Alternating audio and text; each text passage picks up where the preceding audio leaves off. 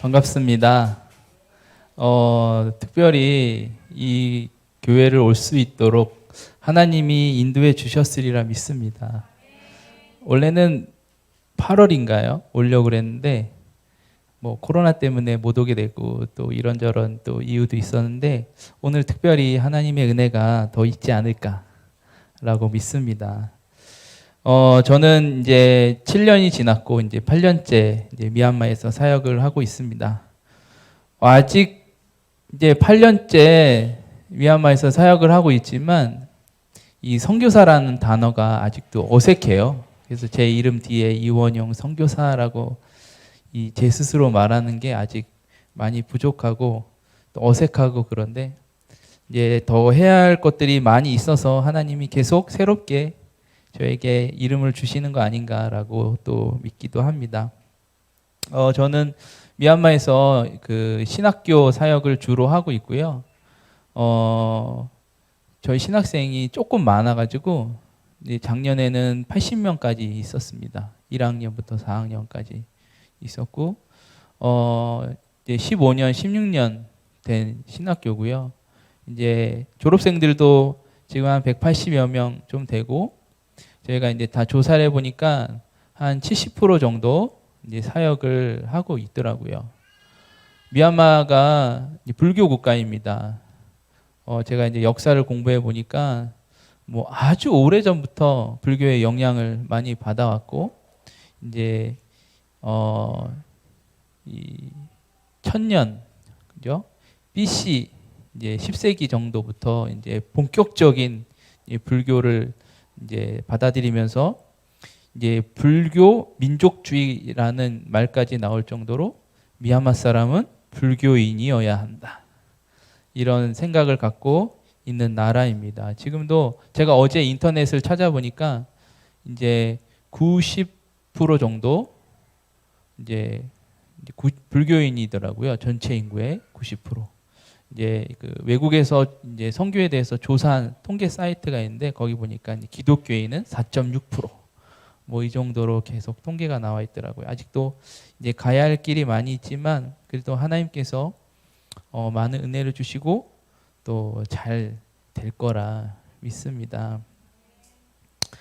아까 이제 목사님 말씀해 주셨듯이 저도 이제 한 달 정도만 나와서 있다 가려고 했는데 이제 미얀마가 코로나로 인해서 이제 공항이 폐쇄가 되고 그러면서 이제 계속 지금까지 못 가고 있어요. 사실 아직도 공항 폐쇄 중이고 지금은 8월 중순부터 미얀마가 1,500명, 1,400명 이렇게 확진자들이 매일 나오고 있어요. 근데 공식적으로 그렇게 하고 있다라는 의미는 이제 실제로 거주하는 이제 외국인들은 거기에 곱하기 10 정도를 합니다. 그래서 공식적으로는 그렇지만 실제로는 그 정도로 많이 있지 않을까라고 생각을 합니다. 그래서 지금은 더더욱 들어갈 수 없이 더더욱 폐쇄를 지금 하고 있는데 이제 큰 회사 주재원이나 그리고 외교 관련된 일을 하는 사람들은 특별 입국을 신청을 해요. 서류를 만들어서 하는데 혹시나 하고 넣어봤어요. 그랬더니 덜컹 돼버려가지고 지금 다음 주에 이제 다 같이 들어가게 됐는데 네, 감사함으로 지금 준비하고 있습니다. 어떠한 하나님의 계획이 분명히 있으리라 믿기 때문에 네, 그런 믿음으로 준비하고 있습니다. 가기 전에 그래서 이렇게 또 하나님의 또 은혜가 있고 무엇보다 이렇게 젊은이들이 있는 이 교회 그리고 또 목사님이 있는 교회에 와서 같이 이렇게 설 수 있는 거에 또 감사하게 생각하고요. 또 제가 찬양하다가 은혜를 많이 받았습니다. 이제 그동안 인터넷으로만 예배 드리고 하다가 여기 와서 또 찬양 부르고 이 두 곡 빼고 다 모르겠더라고요. 근데 너무 은혜가 됐고 하나님이 제가 미얀마 가기 전에 또 이렇게 예배에 기쁨을 주시는구나 라는 또 생각을 하면서 너무 감사하게 생각을 합니다. 말씀으로 넘어가죠. 자꾸 다른 얘기하면 안 되니까. 오늘 말씀은 히브리서 10장 39절 말씀인데 우리는 뒤로 물러가 멸망할 자가 아니요 오직 영혼을 구원함에 이르는 믿음을 가진 자니라. 이 말씀을 어, 전에 제가 여기 오기 전에 이제 8월에 오려고 했을 때 이 보내드린 말씀이 있는데 그 말씀으로 또 할까 하다가 이제 새롭게 묵상을 하다가 또 하나님이 마음으로 주신 말씀인데요. 요즘 또 코로나다라고 하다 보니까 코로나 블루 해서 많이 힘들어하고 어려워하고 또 뉴스를 보면 안타까운 뉴스들이 많이 있더라고요.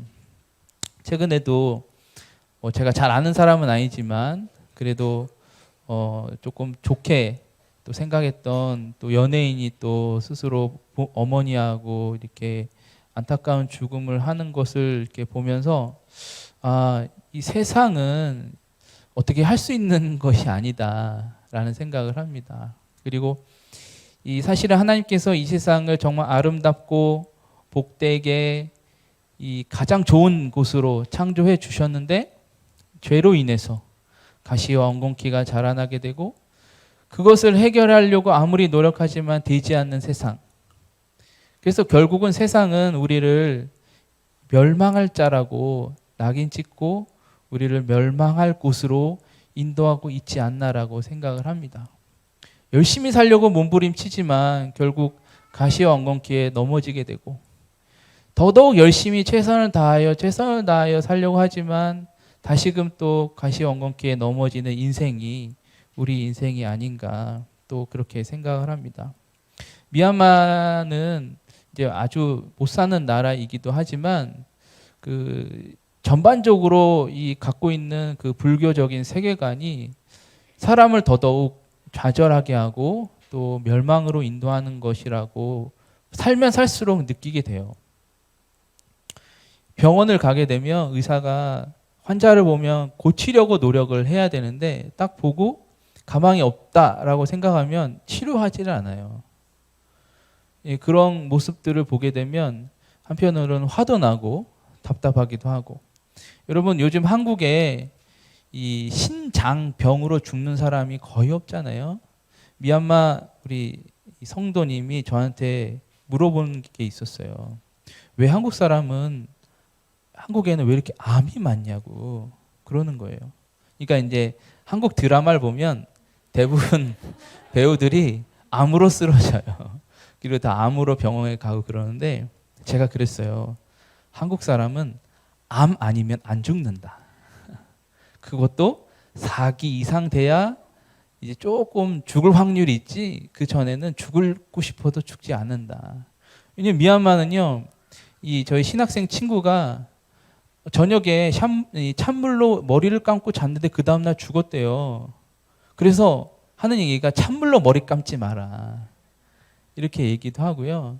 신장 때문에 저희 집사님이 돌아가시기도 하고 정말 아무것도 아닌 병에 그냥 죽어요. 그래서 사실 어떤 일이 있었냐면 지금 코로나로 최근에는 사망자가 미얀마에 많이 늘어났지만 4월부터 8월 중순까지는 사망자도 거의 없었어요. 코로나 때문에 확진자도 뭐 200명, 300명밖에 되지 않았어요. 그런데요, 재미있는 게 뭐냐면 4월과 5월에 벼락 맞아 죽은 사람이 50명이 넘어요. 미얀마가. 그래서 이 벼락 맞아 죽을 확률보다 코로나로 죽을 확률이 더 낮다. 이런 얘기가 있었어요. 그리고 독감으로도 많이 죽어요. 이런 나라에 코로나로 이렇게 죽는다는 건 이 사람이 진짜 코로나로 죽었는지 다른 병으로 죽었는지 사실 잘 모르는 그런 환경. 근데 이거를 좀 개선하려고 좀 고쳐보려고 노력을 해야 되는데 그렇지 않아요. 그럼 이 사람이 게을러서 이 의사들이 공부를 안 해서 뭐 그런 것도 있겠지만 사실은 불교적인 이 가치관이 되게 짙게 묻어나서 그래요. 딱 보고 가망성 없으면 잘 하지 않아요. 그래서 무슨 방법이 있느냐 아무리 얘기를 해도 그렇게 잘 얘기하지 않아요. 이게 어떻게 보면 이 불교적인 세계관에 있는 나라 특징 중에 하나입니다. 그래서 이 세상은 더더욱 계속 우리를 멸망으로 인도하는 것이 아닐까. 그리고 우리를 결국에는 너희들이 아무리 성공하고 잘 살아도 멸망에 도달하는 사람들이야 라고 세상은 말하는 것 아닌가. 그런데요, 오늘 또 성경에 분명히 말씀하고 있지만 성경에서는 우리를 멸망할 자가 아니라 구원함에 이르는 믿음을 가진 자라고 이렇게 얘기합니다. 멸망할 자가 절대 아니고 구원에 이르는 믿음을 가진 자라고 이야기를 합니다. 그러면서 히브리서 11장에 뭐라고 말씀하고 있냐면요. 이 39절 그 다음 11장 1절에 믿음은 바라는 것들의 실상이요 보이지 않는 것들의 증거다라고 하면서 믿음에 대해서 이제 이야기를 합니다. 그러면서 11장에 이제 쭉 이제 믿음에 대해서 예를 들면서 이야기를 해요. 이제 아벨부터 시작을 해서 뭐 에녹, 노아, 아브라함부터 해서 믿음의 선진들이 이렇게 살았다. 믿음으로 이렇게 살았다라고 이야기하는 것이죠. 근데 이 이야기들의 결론은 무엇이냐면 이 선진들이 믿음으로 살았던 결론은 무엇이냐면 결국 구원과 생명이라는 것이죠. 믿음으로 살았던 이 하나님이 주신 축복이 무엇이냐면 구원과 생명이라는 것입니다. 할렐루야.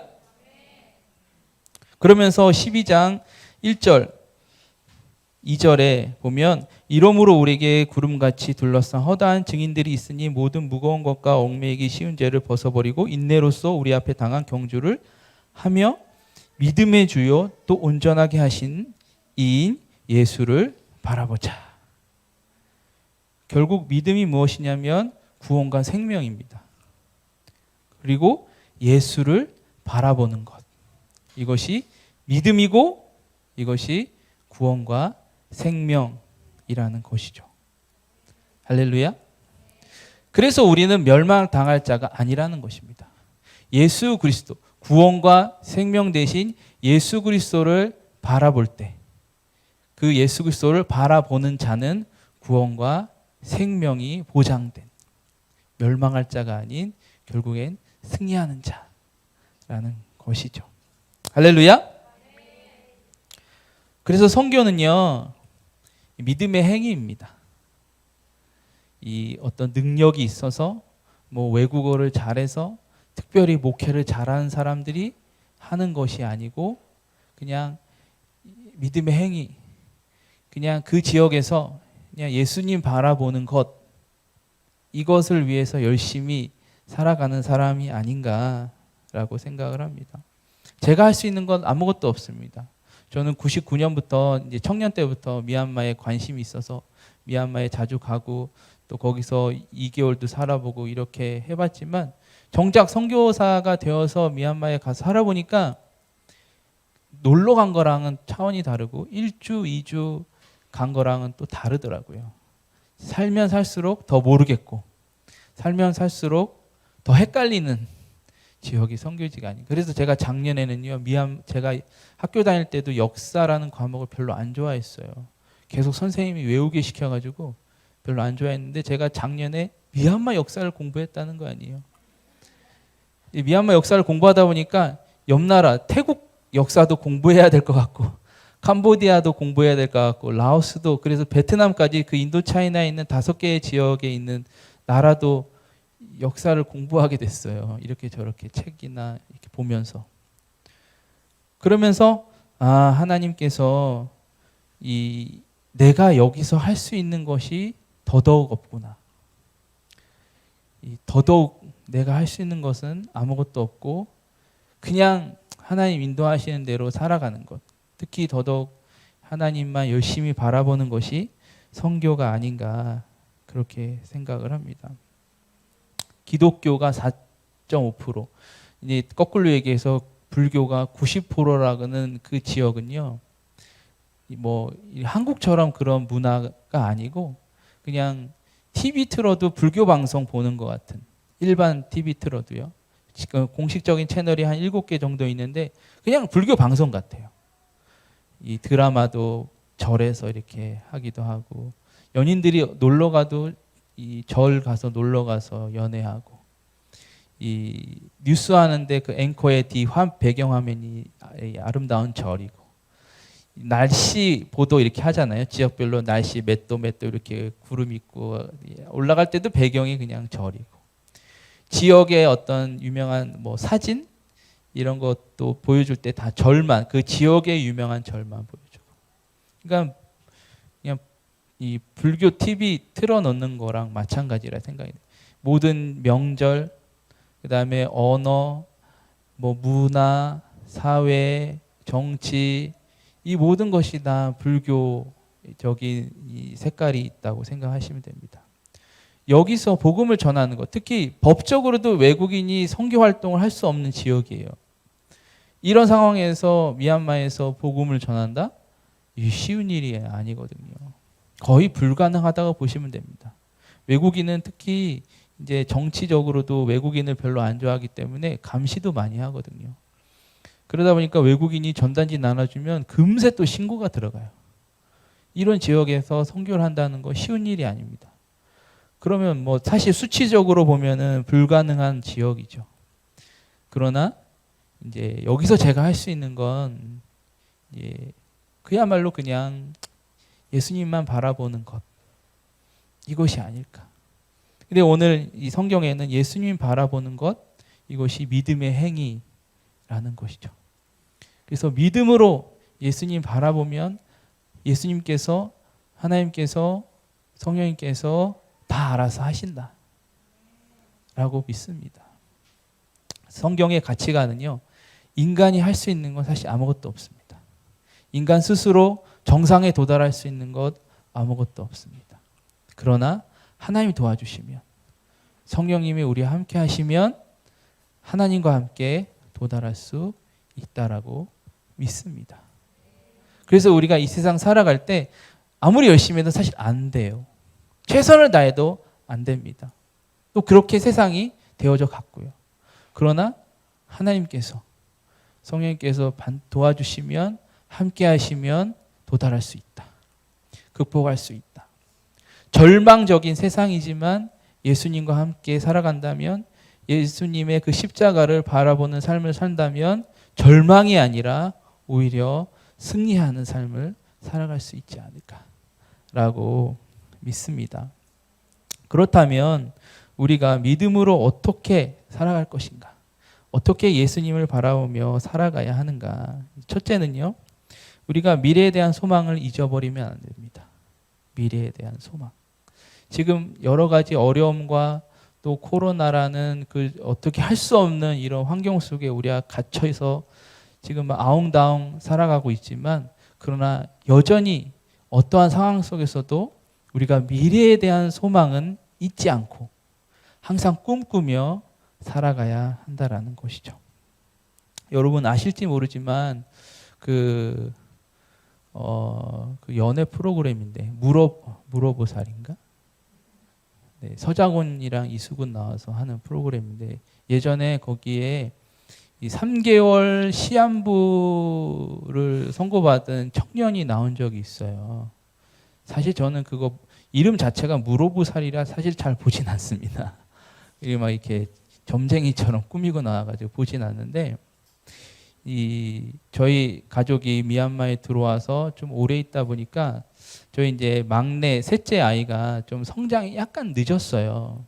말도 좀 잘 못하고 그래가지고 고민이 많았는데, 이제 한국 들어와서 오래 있으면서 지금은 이 7개월 있으면서 사람이 완전 변해버렸어요. 정말 한국의 이 환경의 영향은 아주 좋은 것 같아요. 완전 변했는데, 사실 이렇게 크게 잘 변하게 된 이유가 아는 분을 통해서 그 미술 놀이 치료를 받게 됐어요.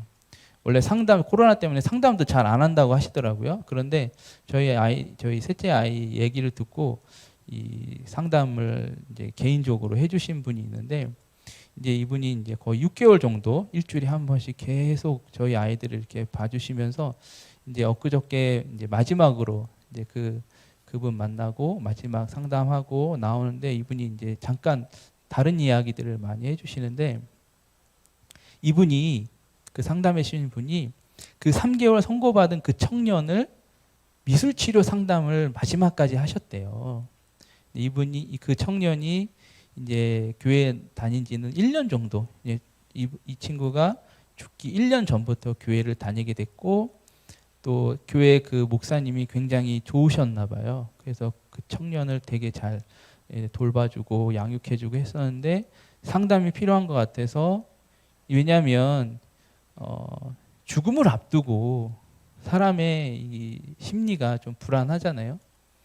또 청년이고 30이래요. 청년이고 그래서 이제 상담을 이제 부탁을 해서 이분이 상담을 하게 됐는데 이분이 이제 저희한테 하는 간증이에요.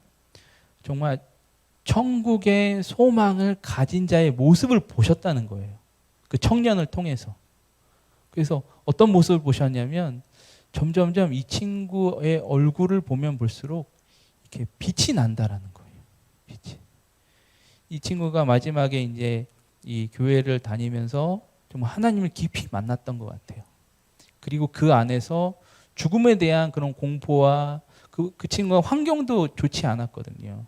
근데 이런 좋지 않은 환경도 그 교회를 다니면서 양육을 받으면서 예수 그리스도를 만나면서 스스로 회복이 되는 것들을 보게 되고 마지막 이제 며칠 남지 않았음에도 이제 마지막 상담하는데 이 친구의 얼굴이 이렇게 막 진짜 그래서 예수 그리스도를 믿고 이 선택받고 하나님의 은혜를 받은 자의 모습이 이렇구나라는 것들을 이분이 보셨던 거예요. 직접 이 청년을 통해서.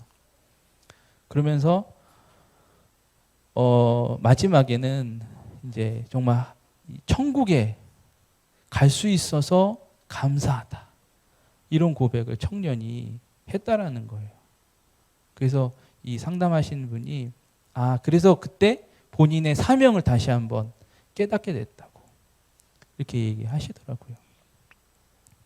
그래서 이 청년의 이야기를 제가 들어보고 그다음에 또 인터넷 찾아보고 하니까 이 친구가 진짜 마지막에 이 생을 며칠 남지 않고 정말 찬양 앨범도 냈어요. 이게 버킷리스트였나 봐요.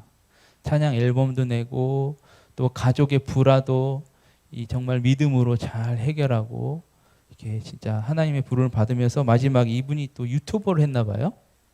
너튜브라고 요즘 한국에 그러던데. 마지막에 이제 하나님께 감사드린다라는 고백으로 이제 마지막에 유튜브로 올렸다고 하더라고요. 이 마지막 소망이 있는 자와 없는 자는 확연히 다릅니다. 이것이 실제로 존재하냐 아니냐 이걸 떠나서 정말 예수 그리스도를 바라보고 마지막을 그리고 내일을 그 다음 시간들을 준비하는 자의 모습은 다르다고 저는 믿습니다. 이것이 우리의 소망이 아닐까. 그죠? 이것이 우리가 승리할 수 있는 힘이 아닐까라고 생각을 합니다. 그래서 우리는 미래에 대한 소망을 계속 꿈꾸며 전진해야 된다라고 믿습니다. 그래서 우리가 지금 막 환경을 보면 어둡고 힘들고 낙심되고 좌절되는 일들이 많이 있다 할지라도 우리는 예수 그리스도를 바라보는 자로서 미래에 대한 끊임없는 소망을 가지고 계속 전진해야 되지 않을까. 할렐루야. 죽음을 넘어선 그 어떤 하나님을 향한 소망을 가지고 살아가는 여러분 되시기를 바랍니다. 셋째는요, 이제 둘째죠. 둘째는 사랑하며 살아야 된다. 사랑을 빼놓고 믿음을 이야기할 수 없습니다. 사실 믿음은 곧 사랑이고 사랑은 곧 믿음입니다. 그래서 우리가 믿음을 이야기할 때 사랑을 빼놓을 수가 없습니다. 제가 여기 공동체를 와서 조금 뭐라 그럴까요? 좀 흥분되는 것은 무엇이냐면 지금 이 공동체가 정말 하나님의 사랑이 가득한 공동체가 될 것 같은 될 것 같은 그런 기쁨이 제 안에 막 솟아나는 것 같아요. 여러분, 제가 사실 계속 꿈꾸는 공동체는 정말 사랑이 가득한 공동체입니다. 그 공동체 안에 부족함도 없고 연약함도 없고 아픔도 없고 슬픔도 없는, 있죠. 당연히 아픔이 있고 슬픔이 있고 고통이 있고 다 있어요. 문제 있고 왜 없겠어요. 내 삶에도 우리 가정에도 내 사업하는 일하는 데도 많잖아요. 없을 수는 없어요. 그런데 우리 공동체는 그러한 공동체가 될 수 있다. 왜? 사랑하니까. 사랑이란 무엇이냐면 도와주는 것, 돌봐주는 것, 나누어 주는 것, 같이 함께 하는 것입니다. 그런 공동체가 진짜 사랑이 있는 공동체. 이제는요, 한 사람이 모든 걸 다 할 수 있지 않아요. 나눠서 해야 됩니다. 나 혼자 그 할 수 없는 일을 하다가 쓰러지면 그 얼마나 괴로워요. 그런데 누군가 와서 같이 해주고 내가 할 수 없는 일을 누군가 해주고 그래서 서로 같이 기뻐하고 서로 같이 즐거워하고 행복해하는 공동체. 그런 공동체가 진짜 필요합니다. 그것이 사랑이거든요. 사도 바울이 고린도전서 12장에 그리스도의 몸에 대해서 이야기하잖아요. 그 지체들이 모여서 그리스도의 몸을 이루어야 된다라고 말합니다. 어떻게 해요? 그래서 13장에 이렇게 얘기합니다. 사랑에 대해서. 그리스도의 몸을 만드는 데 있어서 가장 중요한 건 믿음, 소망, 사랑 중에 믿음, 소망 중에 제일은 사랑이다. 그 사랑을 이야기합니다. 그래서 그리스도의 몸을 만드는 가장 중요한 요소는 사랑인 것이죠. 할렐루야. 우리 이 공동체가 믿음으로 더욱더 사랑의 공동체가 되기를 원합니다. 부족한 것, 어려운 것, 힘든 것, 그런 모든 것들 사랑으로 서로 보완하고 쓰다마주고 그래서 성장하고 그래서 더더욱 주님 바라보는 것. 그죠? 한 사람이 낙심하게 되면 같이 붙잡고 더욱더 주님을 바라보도록 같이 힘을 보태주는 것. 그런 것이 사랑의 공동체가 아닐까 그렇게 생각합니다. 믿음으로 또 사랑을 완성하는 그러한 공동체 되시기를 축원합니다. 세 번째로는 우리가 복음을 전해야 합니다. 할렐루야. 선교를 하는 이유가요. 어떤 상급을 많이 얻기 위해서 사실 하는 거 아닙니다. 그리고 또 내가 선교를 많이 하면 천국에 쉽게 들어가겠지 라는 그런 마음으로 하는 것 아닙니다. 그냥 그들과 같이 살기 위해서. 제가 미얀마에서 설교할 때 가끔 하는 얘기가 무엇이냐면 여러분 주위에 전도하세요. 특히 친척, 가족 전도하세요. 그러니까 내가 예수 그리스도를 믿고 천국에 가는 것 좋은 일입니다. 그런데 우리 가족이, 우리 아버지가, 우리 어머니가, 우리 친척이, 우리 친구가 예수 그리스도를 믿지 않고 지옥에 가는 것 슬픈 일이죠. 그러나 우리 모두가 다 같이 천국에 가는 것 더 큰 기쁨이 아닐까. 내가 천국에 가는 거 기쁜 일이에요. 그런데 우리 모두가 다 같이 가는 거 더 큰 기쁜 일이 아닐까. 그래서 주위 사람들 많이 전도하고 특히 가족을 위해서 많이 기도하라고 제가 자주 이제 미얀마에서 설교를 합니다. 우리는 복음을 전해야 됩니다. 요즘 한국에 여러 가지 이제 여러분의 엑스맨들이 나타나셔가지고 기독교를 많이 힘들게 하는 분들이 있는데 그럼에도 불구하고 우리는 더더욱 복음을 전해야 됩니다. 아마도 하나님께서 이런 코로나를 통해서 또 한국의 여러 가지 기독교 상황을 통해서 또 다른 메시지를 주시는 것 아닌가. 우리가 좀 더 고민하고 노력하고 연구해서 단순히 이 불신지옥 이런 걸 팻말만 들고 다니는 것이 전도가 아니고 이제는 진짜 크리스찬의 삶을 보여주면서 우리가 복음을 전해야 되는 것이 아닌가. 할렐루야. 길거리에서는 열심히 우리가 이게 막 전단이 돌리면서 복음을 전하지만 뒤돌아서면 이 세상 사람들과 별반 없는 그런 모습 이제는 세상이 싫어해요. 이제는 여전히 처음과 끝이 같은 진짜 크리스찬의 모습으로 우리가 하나님의 복음을 전해야 되는 것이 아닌가. 그래서 말로만 복음을 전하는 뿐만 아니고 이제 우리가 삶으로 선교를 해야 되지 않을까. 제가 이제 오늘 지하철 타고 왔어요. 이 차 타고 오면은 좀 그럴까 봐. 그리고 제가 차 타고 와서 여기다 주차하면 다른 분들 주차 못 할까 봐. 아무튼 그래서 지하철 타고 왔는데 지하철 타고 오면서 이런저런 생각을 많이 했는데 우리가 진짜 삶을 통해서 복음을 전하는 것이 진짜 필요한 세상이 되지 않았을까. 그죠? 제가 이 전에 청년들이나 또는 중고등학생 아이들하고 이야기를 하다 보면 부모님의 이중인격의 모습에 교회를 가기 싫다 이렇게 얘기하는 사람들이 많거든요. 교회에서는 천사인데 집에만 오면 엄마가 변하는 거예요. 교회에서는 막 항상 웃고 사랑합니다, 감사합니다. 그런데 집에만 오면 막 악마로 변해가지고 자꾸 공부하라고 잔소리하고 막. 근데 그 모습에 주일학교가 계속 안 되고 있거든요. 나중에 이 청년들이 교회에 대한 그런 모습 생각하게 되거든요. 근데 이제는 우리가 그런 방법이 아니라 진짜 삶으로 복음을 전해야 되지 않을까. 미얀마도요, 아무리 전단지 돌린다고 해서 오지 않아요. 우리 신학생들은 토요일마다 전도 나갑니다. 전단지 만들어가지고 토요일마다 이 전도 시키는데, 현지인들이 열심히 전도해도 전단지 돌려도 오질 않아요. 그냥 받아주면 감사죠. 듣질 않아요. 그래 듣더도 뭐 알았어 그냥 하고 마는 정도. 근데 이 삶으로 보여주잖아요.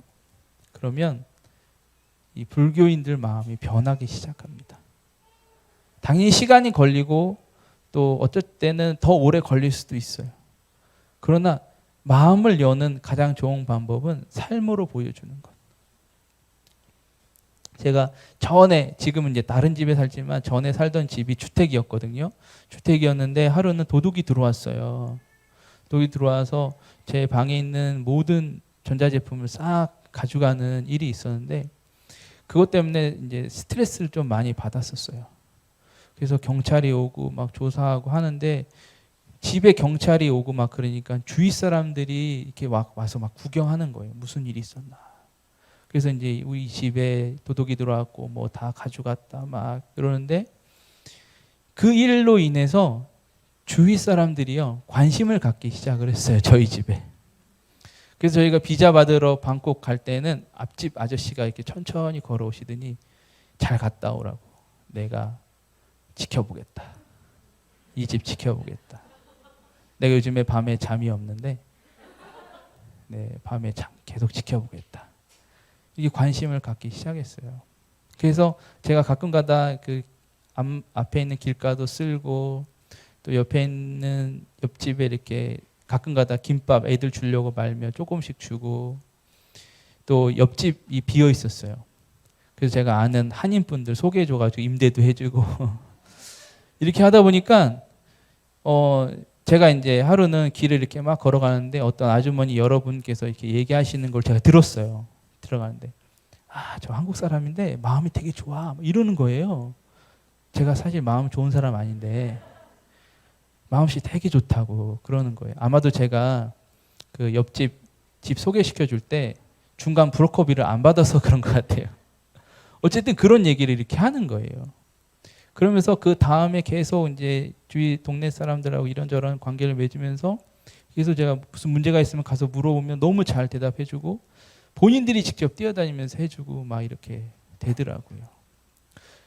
이 사람들의 마음을 여는 것, 망치로 두들긴다고 열리는 것이 아니고, 이런 삶을 통해서 더더욱 마음을 쉽게 열 수 있겠구나라는 생각을 하게 됐어요. 그 다음부터 제 모습을 되게 스트레스 받으면서 정돈하고 있습니다. 좀 더 바르게, 이게 좀 더 이제 좀 다른 사람과 다르게. 사실 그런 것들이 좀 필요하지 않을까 생각합니다. 우리가 막 열심히 밖에 나가서 전도한다고 해서 될 수도 있어요. 그러나 정말 이제는 필요한 것은 무엇이냐면 진짜 크리스찬의 모습으로 주님 앞에 나아가서 그들을 전도하는 것. 제가 엊그저께 아는 권사님이랑 커피 마시고 있는데 권사님 친구분이 또 오셨어요. 근데 이 친구분은 같이 얘기하다 보니까 그 친구분은 15살까지 교회를 다니다가 그 다음 교회를 안 다니셨대요. 지금까지도. 그래서 이 권사님이 그분을 전도하고 계셨더라고요, 계속. 그런데 이분이 15살 이후로 교회를 왜 안 가게 됐냐면 이 교인들의 그런 이중적인 모습에 너무 싫었다는 거예요. 교회는 다 이래. 그래서 그때부터 교회를 안 다녔는데 이 권사님이랑 이렇게 사업상 막 관계를 맺은 거거든요. 관계를 맺으면서 이분의 모습은 내가 알던 크리스찬하고 좀 다르네 라고 느끼셨대요.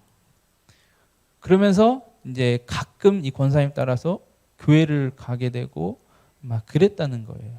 그러면서 제가 그 모습을 보고 아 진짜 삶으로 전도를 해야 되는 거구나. 어떤 이중적인 모습이 아니고 정말 이 안과 밖이 똑같은 진짜 크리스찬의 모습으로 살아야겠구나. 우리의 처한 환경이 그렇게 녹록하지 않습니다. 요즘 한국의 또 상황에 따라서. 그러나 우리의 삶을 통해서 예수 그리스도를 보여드려야 되지 않을까. 우리 삶을 통해서 또 우리의 행동을 통해서 예수 그리스도의 모습을 보여드려야 되지 않을까. 그럴 때 사람들이 예수 그리스도를 보게 되고 하나님을 만나게 되고 그리고 진짜 하나님 앞에 이제 나오지 않을까라고 생각을 합니다. 이게 쉽게 되지 않습니다. 하나님 안에 또 하나님 우리에게 주신 그 믿음을 갖고 행할 때, 그 믿음을 붙잡고 있을 때 그렇게 되지 않을까라고 믿습니다. 할렐루야. 우리의 믿음은 그냥 어떤 것을 이루고자 소망하는 것이 아니고 생명이 있고 구원이 있는 믿음이라는 것을 잊지 마시고 또 이런 믿음의 실천을 위해서 끊임없이 미래를 소망하고 그리고 끊임없이 주위 사람들을 사랑하고 그리고 변함없이 예수 그리스도의 모습을 보여주는 삶, 그런 삶을 살아가시는 저와 여러분이 되시기를 소망합니다. 할렐루야. 하나님은 여러분을 절대 멸망할 자라고 말하지 않습니다. 보배롭고 존귀한 자라고 항상 이야기하십니다. 십자가 앞에서 실수하고 넘어지고 설령 죄를 짓는다 할지라도 우리 주 하나님께서는 여전히 여러분을 보배롭고 존귀하다라고 말씀하고 계십니다. 그것을 항상 마음에 붙잡고 예수 그리스도를 바라보는 여러분 되시기를 소망합니다. 제가 아까 찬양하면서 제가 청년 때 가끔 기타 치면서 찬양했던 그 찬양이 있어서 제가 너무 기분이 업됐거든요. 그 찬양을 부르다 보면 또 어떨 때는 눈물도 나고 그런 찬양이었는데 같이 한번 불렀으면 좋겠는데요. 십자가 그 사랑 찬양 같이 했으면 좋겠어요. 제 악보 좀 하나만 주실래요?